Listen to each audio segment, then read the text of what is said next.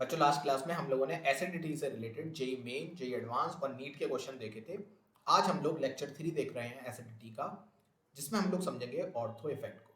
देखिए सबसे पहले तो एक बात समझिए, ऑर्थो इफेक्ट ना बहुत बड़ा हुआ बना दिया लोगों ने, यानी क्या है, कुछ नहीं है, बड़ा सिंपल सा है। एसआईआर के दो बेटे हुए थे, एक का नाम पड़ा एसआईपी, एक का नाम पड़ा ऑर्थो इफेक्ट। अभी हम लोगों ने एसआईआर इफेक्ट ही पढ़ा, वो मैं सबसे लास्ट में पढ़ाऊंगा। क्यों? क्योंकि उससे बेसिसिटी, एसिडिटी, कार्बोकेटाइन की स्टेबिलिटी, कार्बोनाइन की स्टेबिलिटी कई जगह अफेक्ट करता है वो। तो पहले सारे टॉपिक पढ़ते हैं, लास्ट में एसआईआर 15 मिनट का टॉपिक है, उसको निपटा दूंगा मैं। ठीक है, तो ऑर्थो इफेक्ट समझिए। सबसे पहले ये कहाँ लगता है? ये लगता है केवल और केवल बेंजोइक एसिड पर। कुछ नहीं, एसआईआर ही है, यानी कि स्टेरिक इनहिबिशन ऑफ रेजोनेंस ही है। जब वो बेंजोइक एसिड पर ऑपरेट होने लगता है तो हम बोलने लगते हैं कि उसका नाम हो गया ऑर्थो इफेक्ट। क्यों बोलते हैं?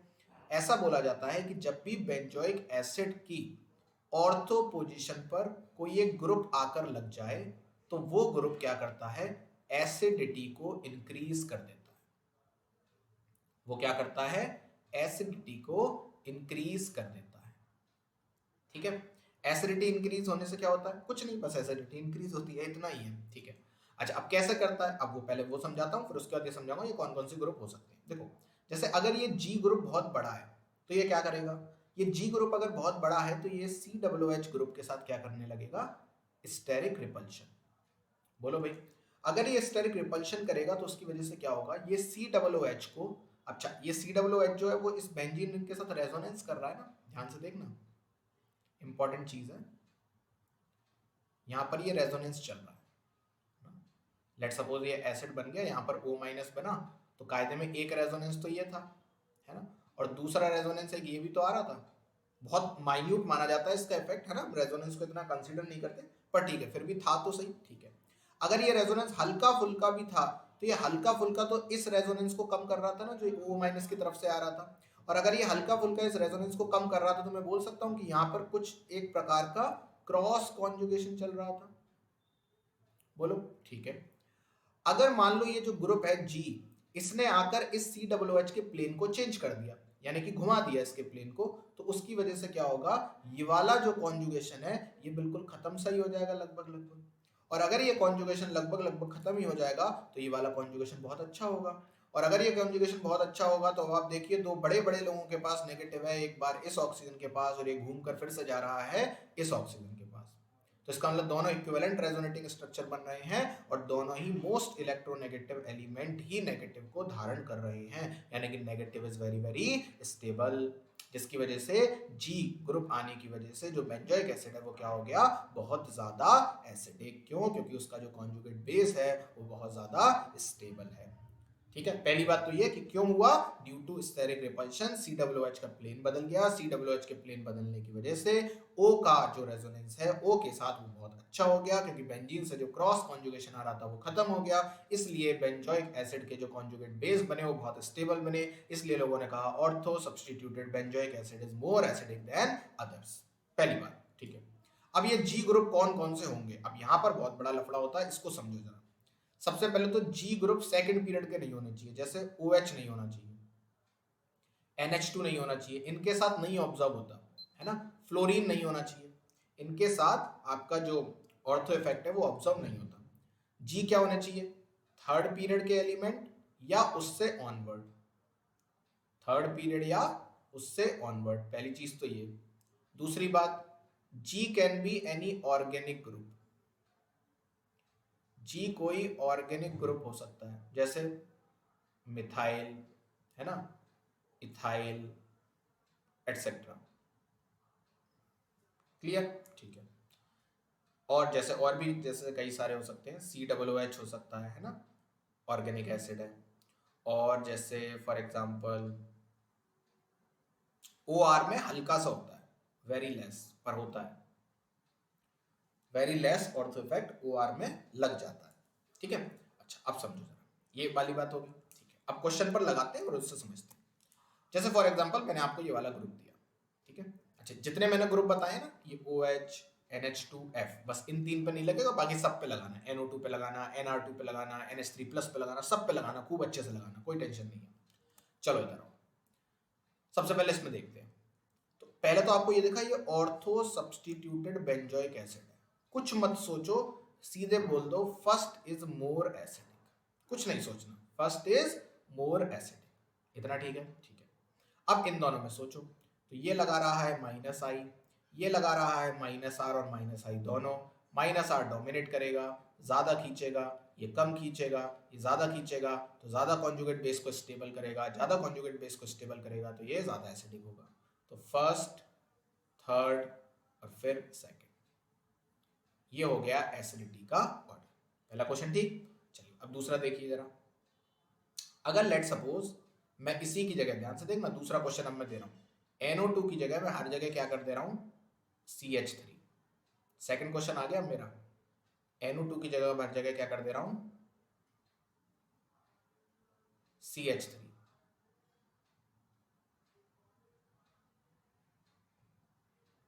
अब बताइए अब क्या होगा, वीडियो को पॉज करिए, खुद से करिए। सबसे पहले तो आपने ये देखा ऑर्थो सब्स्टिट्यूटेड बेंजोइक एसिड, आंख मीच कर सबसे पहले तो इसको सबसे पहले एसिडिक कर दो, ये सबसे ज्यादा एसिडिक हो गया। अच्छा मान लो अगर मैं यहां पर एक और ले लेता, चलो एक और ले लो, COOH, एक CH3 इधर लगा देता, एक CH3 इधर, तो अब यहां तो इधर से भी ऑर्थो इफेक्ट चल रहा है और इधर से भी ऑर्थो इफेक्ट चल रहा है, तो फर्स्ट तो सबसे ज्यादा एसिडिक हो गया। बोलो भाई, क्योंकि फर्स्ट में दोनों साइड से ऑर्थो इफेक्ट है, सेकंड में एक ही साइड से ऑर्थो इफेक्ट है ना। पर CH3 तो सर प्लस H करता है और प्लस I भी करता है, तो वो तो एसिडिटी को महा कम कर देगा, क्योंकि वो तो नेगेटिव की अनस्टेबिलिटी बढ़ाएगा, नेगेटिव की स्टेबिलिटी नहीं। नहीं सोचना ये सब, क्यों? क्योंकि आप R तो ग्रुप देखो ही मत।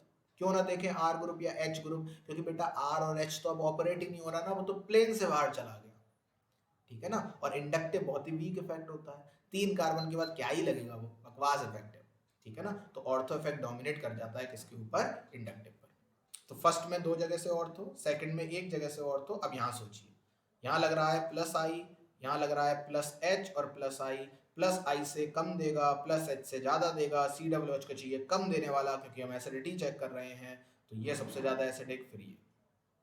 तो फर्स्ट, सेकंड, थर्ड और फोर्थ, सिंपल आंसर। चलिए अगला सोचिए, इंपॉर्टेंट ये आया हुआ क्वेश्चन है। लोग इसमें कंफ्यूज कर गए थे, बेटा यहाँ पर साइक्लोहेक्सेन दिया था और यहाँ बेंजीन दी थी, तो कोई कंपैरिजन ही नहीं था, ये तो नॉर्मल एसिड है और ये बेंजोइक एसिड है। मैंने आपको ग्रैंड एसिडिटी, जब मैं आपको स्टेबिलिटी पढ़ा रहा था, और मैंने आपको कार्बोक्सिलिक एसिड की कुछ एसिडिटी का ऑर्डर लिखवाया था पिछली क्लास में, वहां देखिए मैंने आपको लिखवाया था कुछ, तो मैंने ऑर्थो सब्स्टिट्यूट ये वाले लिखवाए थे। एक तो जी, जहां पर मैंने जी ग्रुप बताया था आपको कि G can be NO2, NH3 plus, F, Cl, Br, CN, ये सब है ना। फिर उसके बाद कुछ कुछ जैसे फॉर्मिक एसिड आया था, फिर उसके बाद कुछ एसिड और आए थे, फिर उसके बाद मैंने आपको बताया था कि एक एसिड था PHCOOH, और उसके बाद आया था ROH। ये एक जनरल ऑर्डर था, है ना, और भी उसमें कई सारे एसिड थे, आप लोग चेक कर लीजिएगा। तो अगर आप ये वाला लगाएं RCOOH, तो ये तो बेंजोइक एसिड है और ये नॉर्मल एसिड है, तो बेटा ये तो नॉर्मल एसिड है, यहाँ कोई ऑर्थो इफेक्ट वगैरह मत लगा देना, वो केवल बेंजीन पर चलता है ना। तो ये तो हर हाल में ज्यादा एसिडिक है, क्योंकि बेंजोइक एसिड एलिफेटिक एसिड से ज्यादा स्टेबल होते हैं, ज्यादा एसिडिक होते हैं। क्लियर है? अच्छा एग्जाम्पल था। लोग कभी कभी मन में इसको बेंजीन मानते हैं, है ना, उनको दिख साइक्लोहेक्सेन रहा होता है, पर वो मन में सोचते हैं बेंजीन। क्यों? क्योंकि इतनी बेंजीन बना लेते हैं ऑर्गेनिक पढ़ते पढ़ते कि भूल जाते हैं भैया एक बिना गोले का भी स्ट्रक्चर होता है दुनिया में, जिसको साइक्लोहेक्सेन बोलते हैं। चलिए अगला इंपॉर्टेंट क्वेश्चन, ये भी काफी इंपॉर्टेंट, अच्छे अच्छे कंसेप्ट लग रहे हैं, पिछली क्लास में ऐसे हर क्वेश्चन करा चुका हूं, ये वाला तो आपसे होना ही चाहिए सही। चलिए ये वाला करिए। यहाँ पर देखिए 3 COOH दिख रहे हैं आपको, इसमें बताना सबसे ज्यादा एसिडिक कौन है। देखिए सबसे ज्यादा एसिडिक तो थर्ड हो गया, क्यों? क्योंकि यहाँ पर 2 तरफ से ऑर्थो इफेक्ट लग रहे हैं, और अगर इस COOH को देखो तो इसकी पोजीशन, इसकी ऑर्थो पोजीशन पर ये बड़ा राक्षसीय ग्रुप है। बोलो सही बात है, लेकिन इधर कुछ नहीं है, तो यहाँ एक ही तरफ से ऑर्थो इफेक्ट लग रहा है, तो थर्ड, फिर सेकंड और फिर फर्स्ट पर तो कोई ऑर्थो इफेक्ट नहीं है। फर्स्ट, थर्ड में 2 ऑर्थो इफेक्ट, सेकंड में 1 ऑर्थो इफेक्ट और फर्स्ट में कोई भी ऑर्थो इफेक्ट नहीं है। चलिए ये वाला क्वेश्चन सबका सही होना चाहिए जिसने दोनों लेक्चर मेरे एसिडिटी के देखे हैं, लगभग 50, 60, 70 क्वेश्चन हम लोगों ने प्रैक्टिस करे, और ऐसे तो अभी लास्ट क्लास में मैंने आपको 4-5 क्वेश्चन कराए थे। देखिए अगर आप सब पर नेगेटिव बना लें, यहाँ नेगेटिव, यहाँ नेगेटिव, यहाँ भी नेगेटिव और यहाँ भी नेगेटिव, तो अब ध्यान से अगर आप देखें तो ये वाला जो नेगेटिव चार्ज है ये रेजोनेंस कर करके पहले वो यहाँ पहुंचेगा, फिर वो यहाँ पहुंचेगा, फिर वो यहाँ पहुंचेगा, फिर वो यहाँ पहुंचेगा और फिर वो यहाँ पहुंच जाएगा। यानी कि वो ये वाला जो फोर्थ वाले का नेगेटिव है वो ऑक्सीजन पर पहुंच जाएगा रेजोनेंस करके। सेम फर्स्ट वाले का अगर आप नेगेटिव देखेंगे तो वो भी रेजोनेंस करके ओ पर पहुंचेगा। तो दोनों ही ओ पर पहुंच रहे हैं, लेकिन इसने ज्यादा रेजोनेंस किया, इसने कम रेजोनेंस किया। तो ज्यादा स्टेबल कौन? फोर्थ। कम स्टेबल कौन? फर्स्ट। पहले तो इतना हो गया। देखिए अब सेकंड वाले को देखिए, सेकंड वाला रेजोनेंस करके इधर आएगा, फिर यहां से इधर आएगा, यहां से इधर आएगा और यहां से इधर आ जाएगा। बोलो भाई, यानी कि ये वाला जो नेगेटिव है, सॉरी ये वाला जो नेगेटिव है वो कभी भी दूसरे ऑक्सीजन पर नहीं जा रहा। तो उसके बाद आएगा सेकंड। और अगर आप थर्ड वाले नेगेटिव को देखो तो बेचारा रेजोनेंस ही नहीं कर रहा, बल्कि ऊपर से प्लस आई और मिल रहा है उसको, बर्बाद है वो। तो फिर आ जाएगा थर्ड। ठीक। बहुत लोगों को बहुत टफ लगा होगा, जिन्होंने पुराने लेक्चर नहीं देखे होंगे उनके लिए बहुत टफ है, और जिन्होंने देख रखे होंगे उनको पता है क्या चल रहा है ना। ऐसे ढेर सारे क्वेश्चन करे थे, ये आपको ओलंपियाड में आया हुआ question. Fourth, first, second, third. अरे वाह, ये जिसने रेजोनेंस वाला लेक्चर करा होगा उसको ये वाले क्वेश्चन का आंसर आता होगा। आप यहाँ नेगेटिव बनाइए, आप यहाँ नेगेटिव बनाइए। और ये तो मैंने आपको बताया था, जेई एडवांस का क्वेश्चन था, बीटा नेप्टून में पूछे थे कितने रेजोनेटिंग स्ट्रक्चर बनते हैं। तो दोनों के मैंने रेजोनेटिंग स्ट्रक्चर बनवा रखे हैं आपको। इसके बनते थे 10 और इसके बनते थे 9। मोर रेजोनेटिंग स्ट्रक्चर, मोर नेगेटिव की स्टेबिलिटी। अगला बताइए। अरे अगले वाले में थोड़ी सी गड़बड़ हो गई। COOH Cl, COOH Br और COOH I, ये है क्वेश्चन। चारों में आपको एसिडिटी बतानी है। तो देखिए फ्लोरीन पर तो ऑर्थो इफेक्ट लगता नहीं है, पर क्लोरीन पर लगता है, ब्रोमीन पर लगता है और आयोडीन पर। अब जैसे जैसे साइज बढ़ता जाएगा ऑर्थो इफेक्ट की एक्सटेंट भी बढ़ती जाएगी। तो यहाँ सबसे ज्यादा ऑर्थो इफेक्ट, यहाँ उससे कम, यहाँ उससे कम, और यहाँ तो है ही नहीं। बेटा सबसे ज्यादा ये, फिर ये, फिर ये। ठीक है, सिंपल क्वेश्चन था। एक और देख लो इसी तरीके से। जैसे लेट सपोज मेरे से कोई कहे COOH, एक तरफ लगाया CH3, फिर से देखिए COOH, एक तरफ लगा दिया CH2CH3, फिर से देखिए COOH, एक तरफ लगा दिया CH3CH3, और एक तरफ लगा दिया COOH, और फिर लगा दिया CH3CH3CH3। अब बताइए क्या होगा? तो आप कहेंगे ये और बड़ा ग्रुप, ये उससे छोटा, ये उससे छोटा, चारों ही ऑर्थो इफेक्ट करेंगे। तो इसलिए ये हो जाएगा आंसर। ठीक है, ये बताइए। चलिए इंपॉर्टेंट, इसमें कौन करेगा? तो देखिए हमने पिछली क्लास में क्वेश्चन देखा था जेई एडवांस 2016 का, जिसमें एक तरफ था COOH OHOH, है ना। फिर एक बार था COOH एक तरफ OH, फिर उसके बाद था मेटा पर OH, और उसके बाद था पैरा पर OH। ये जेई एडवांस 2016 का क्वेश्चन था, पिछली क्लास में मैंने आपको करवाया। मैंने आपको बताया था ये ज्यादा एसिडिक, फिर उसके बाद ये, फिर उसके बाद ये। यहाँ पर रीजन -I था, यहाँ पर +M कर रहा है, यहाँ पर हाइड्रोजन बॉन्डिंग था, है ना। यहाँ पर ऑर्थो इफेक्ट रीजन नहीं था, याद रखना। यहाँ ऑर्थो इफेक्ट नहीं हो रहा है, यहाँ पर रीजन क्या था? Hydrogen bonding. या दो तरफ से हाइड्रोजन बॉन्डिंग थी या एक तरफ से, वो पूरी मैंने समझा रखी है बनाकर। ठीक है, तो अब यहाँ पर लगाओ। यहाँ पर क्या हो जाएगी? Hydrogen bonding. यहाँ क्या होगी? यहाँ कुछ नहीं होगी। यहाँ हाइड्रोजन बॉन्डिंग उतनी अच्छी नहीं होगी, क्योंकि ethers do not show hydrogen bonding, very good hydrogen bonding को शो नहीं करते। तो यहाँ हल्का फुल्का लगेगा क्या?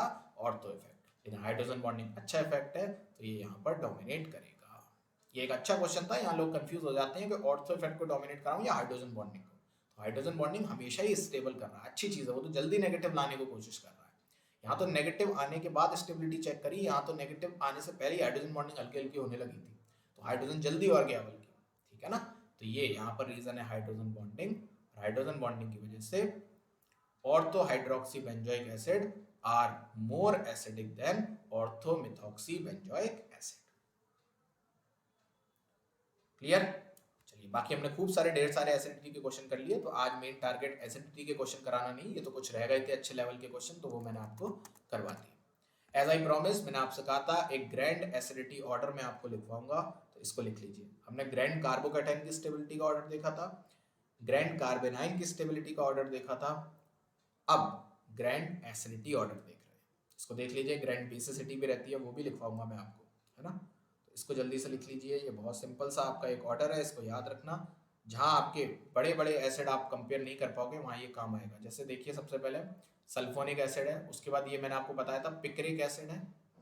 पिक्रिक एसिड अलग से याद रखना, बेंजोइक एसिड से भी ज्यादा एसिडिक होता है। अब ये मत सोचना सर इसको यहाँ रखूं, बेंजोइक को यहाँ रखूं।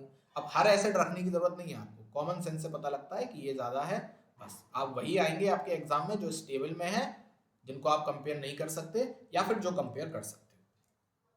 फिर उसके बाद ये है, फिर बेंजोइक है, फिर उसके बाद H2CO3 है। अच्छा मैंने आपको एक बात और बताई थी, जब हम NaHCO3 वाली रिएक्शन कर रहे थे कि कौन सा NaHCO3 के साथ रिएक्शन देता है, तो मैंने आपको बताया था जो भी H2CO3 से ज्यादा एसिडिक होते हैं वो देते हैं, कायदा तो ये कहता है, ठीक है ना। लेकिन फिर मैंने आपको बताया था पैरा नाइट्रोफिनॉल भी ये टेस्ट देता है, तो इस बात को याद रखना, पैरा नाइट्रोफिनॉल NaHCO3 के साथ CO2 रिलीज कर देता है, इवन वो H2CO3 से कम एसिडिक है फिर भी, है ना। इसमें ये लॉजिक नहीं लगाना है कि तुम सही बोल रहे हो मैं सही बोल रहा हूँ, अरे चुपचाप लैब में टेस्ट करा के देख लो, पता लग जाएगा। तो लैब में टेस्ट कराकर देखा है तभी बता रहा हूँ। पैरा नाइट्रोफिनॉल जो होता है वो NaHCO3 यानी कि सोडियम बाइकार्बोनेट के साथ CO2 की ब्रिस्क एफर्वेसेंस देने वाला टेस्ट दे देता है, इसके बाद वाले कोई नहीं देते, ये नहीं देता ये नहीं देता, तो ये सब मैं पढ़ा चुका हूँ आपको, तो वो सब आप वहां से कर लेना, पिछले लेक्चर में कराया, ठीक, जिसने नहीं देखा। तो ये सब चीज़ें आपकी हो गई, ये आपका ग्रैंड एसिडिटी ऑर्डर है, इसको आप लोग याद रखिएगा। एक और लोग बोलते हैं वो भी बता देता हूँ, हालांकि ये मैंने कार्बेनाइन की स्टेबिलिटी में बता रखा है कि ये वाला जो H होता है वो ज़्यादा एसिडिक होता है मिथेनॉल से, मिथेनॉल ज़्यादा एसिडिक होता है पानी से, यहाँ एक्सेप्शन था, है ना, लेकिन बाकी जितने भी अल्कोहल होते हैं वो पानी से कम एसिडिक होते हैं। बाकी सारे अल्कोहल पानी से कम एसिडिक, लेकिन मिथेनॉल पानी से ज़्यादा एसिडिक, यहाँ एक्सेप्शन था। फिर उसके बाद आता है आपका इथाइन यानी कि C ट्रिपल बॉन्ड CH वाला। फिर यहाँ पर एक और एक्सेप्शन था NH2 वाला, है ना, कायदे में इसको होना चाहिए पर यहाँ पर फिर से एक एक्सेप्शन लगता है, तो ये दो एक्सेप्शन भी आपको याद रखने हैं। चलिए एक मैं आपको रेडिकल की स्टेबिलिटी का और ऑर्डर बता देता हूँ, क्योंकि वो रहता है ना हम लोगों का।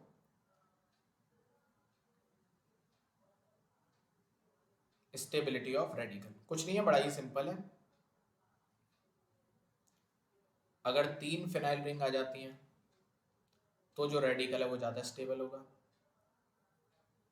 फिर 2 फिनाइल रिंग वाला, है ना। फिर उसके बाद कायदे में किसको आना चाहिए था, 1 फिनाइल वाला, लेकिन यहाँ पर फिर से एक्सेप्शन लगता है, allyl radical is more stable than benzyl radical. ज़्यादा नहीं, लगभग लगभग बराबर होता है, हल्का से ज़्यादा होता है। ये मोस्टली लोग आपको गलत पढ़ाएंगे, मैं इसका रेफरेंस लिख देता हूँ, जेरी मार्च में इसका डेटा क्लियरली मेंशन है, ठीक है ना।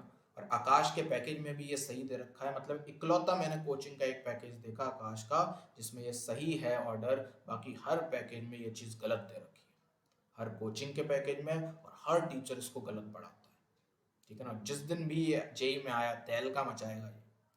Allyl radical is more stable than benzyl radical, बहुत हल्का सा स्टेबल है, लगभग लगभग बराबर है, पर फिर भी जो लोग ये चीख चीख कर बोलते हैं बेंजाइल रेडिकल, वो तो शुद्ध कूड़ा बकवास है। Allyl radical is more stable than benzyl radical, nobody knows the reason, बस है, जेरी मार्च का डेटा है, आपको याद रखना है। फिर उसके बाद आता है ट्राई मिथाइल वाला, क्योंकि उसके पास ज़्यादा हाइपर कॉन्जुगेटिव एच है। फिर ये वाला क्योंकि इसके पास 6 अल्फा एच है। फिर ये वाला क्योंकि इसके पास 3 अल्फा एच है। और फिर कुछ नहीं, CH3 रेडिकल, इसके पास कुछ नहीं है, ठीक है जी। तो इस तरीके से आपको याद रखना। तो अब हमने कौन कौन से एक्सेप्शन पढ़े, देखो जब हम कार्बोकैटायन पढ़ रहे थे तो कार्बोकैटायन में मैंने आपको बताया था कि ये वाला जो कार्बोकैटायन है वो ज़्यादा स्टेबल है इस कार्बोकैटायन से, ठीक है ना, और वो ज़्यादा स्टेबल है इस कार्बोकैटायन से। लेकिन अगर इसी में मतलब बेंजाइल कार्बोकैटायन में ही अगर मैं कुछ और ग्रुप लगा दूं, जैसे C पर प्लस है, मैंने यहाँ भी एक मिथाइल लगा दिया, यहाँ भी एक मिथाइल लगा दिया, तो अब ये इससे ज़्यादा हो गया। नॉर्मल अगर केवल बेंजाइल कैटायन है तो वही केवल कम स्टेबल होगा, किससे, इससे, साइक्लोब्यूटाइल कैटायन से। अदरवाइज अगर कोई और इफेक्ट भी आ गया, जैसे यहाँ पे 6 अल्फा एच आ गए, तो ये ज़्यादा स्टेबल हो जाए, ठीक है। पहली चीज़ तो ये पड़ी थी, ये पहला एक्सेप्शन था। कार्बेनाइन में कोई एक्सेप्शन नहीं था, नॉर्मल चल रहे थे, पीएच पीएच पीएच नेगेटिव था। हाँ, लेकिन ये कम स्टेबल था किससे, आपके C triple bond C minus, है ना। यहाँ पर एक अच्छी चीज थी कि इतने सारे रेजोनेंस के बाद भी वो कम स्टेबल है C triple bond C minus से। उसके बाद था फिर PH2 CH माइनस, है ना, यानी कि 2 फिनाइल रिंग वाला। फिर उसके बाद एक फिनाइल रिंग वाला आ गया था, और फिर उसके बाद एलाइल आ गया था। इसमें कोई दिक्कत नहीं थी। और रेडिकल में कहाँ एक्सेप्शन आया है, CPH3 radical is more stable then PH2 CH radical which is more stable then, यहाँ एक्सेप्शन आया ये रेडिकल, और which is more stable then PHCH2 radical. तो यहाँ पर इस जगह एक्सेप्शन है, यहाँ पर इस जगह कंसेप्चुअल चीज है, और यहाँ पर इस जगह पर एक्सेप्शन है। तो ये 3 मैंने आपको समराइज कर दिए, इसको समरी पॉइंट में लिख लेना, ये अच्छी चीज है, लोग इसको भूल जाते हैं, ठीक है ना। और क्या क्या चीजें थी, मैं सारे जो भूलने वाले पॉइंट हैं वो सारे लिख दे रहा हूँ एक बार, कि जो पैरा नाइट्रोफिनॉल था वो ज्यादा एसिडिक था ऑर्थो नाइट्रोफिनॉल से, है ना। क्यों, क्योंकि यहाँ पर इंट्रामोलिकुलर हाइड्रोजन बॉन्डिंग हो जाती थी ऑर्थो वाले में, जिसकी वजह से कम एसिडिक हो जाता था। फिर उसके बाद एक ये चीज देखी थी कि मीथानॉल इज मोर एसिडिक देन पानी, एंड पानी is more acidic then general alcohol. फिर एक हमने देखा था कि जो एल्काइन वाला H होता है वो अमीन वाले H से ज्यादा एसिडिक होता है, सही है ना। तो ये सब थी एसिडिटी की बातें, और पीछे जो पड़ा था वो थी स्टेबिलिटी की बातें। क्लियर। तो आशा करते हैं आप कंफ्यूजन थोड़ा सा दूर हो गया होगा, और एसिडिटी निकालने के अब आप मास्टर हो चुके होंगे। अगर किसी ने ये वाला लेक्चर देखा केवल और पीछे के 2 लेक्चर नहीं देखे हैं तो उसको थोड़ी तकलीफ हो रही होगी कि पता नहीं क्या चल रहा है। पीछे के लेक्चर देख के आइए दोनों एसिडिटी के, आपको मजा आने लगेगा, ठीक है। तो ये ऑर्थो इफेक्ट की माया हुई खत्म। नेक्स्ट क्लास में मिलेंगे नए कंसेप्ट के साथ, तब तक के लिए टाटा, सी यू, बाय बाय।